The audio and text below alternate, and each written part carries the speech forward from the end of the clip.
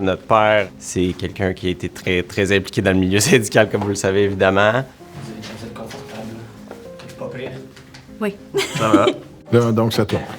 Entrevue Serge, première.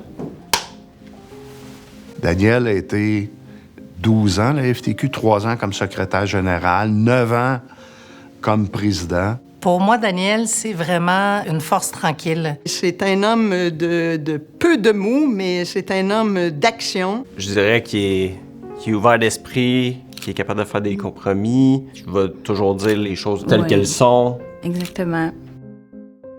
C'est un bon négociateur, évidemment. Ce qui m'a toujours impressionné chez Daniel Boyer, c'est son calme. C'est un gars qui... Je l'ai jamais vu excité, contrairement à moi. C'est pas un gars excité.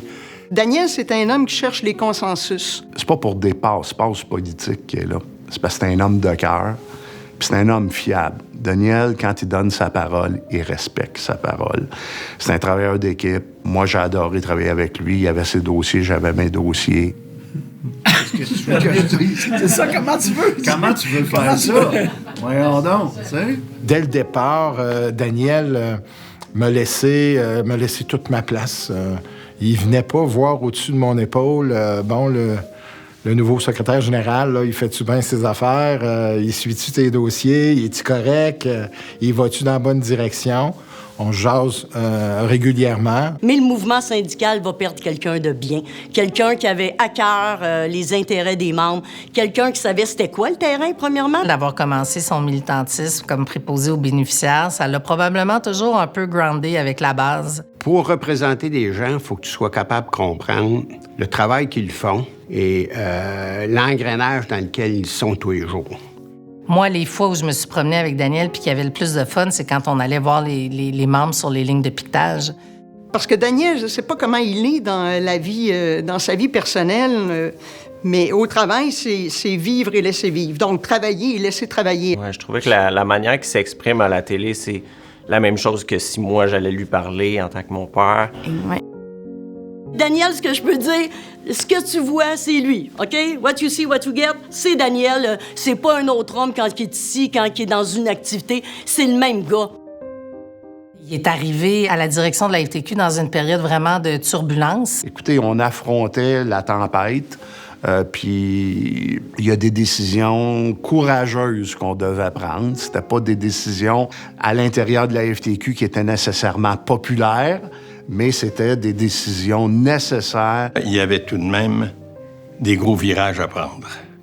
Et M. Boyer acceptait qu'on en discute, et non seulement acceptait de réfléchir à des solutions. Et beaucoup de changements ont été faits de cette manière-là. Puis il y avait des affaires qui n'étaient pas faciles, là. Je veux dire, on s'entend, là.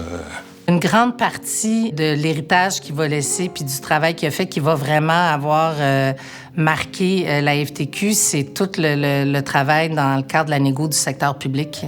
Daniel est vraiment un négociateur avec une grande expérience. Daniel, c'est un rassembleur. C'est lui qui rassemble les autres chefs, les autres centrales syndicales.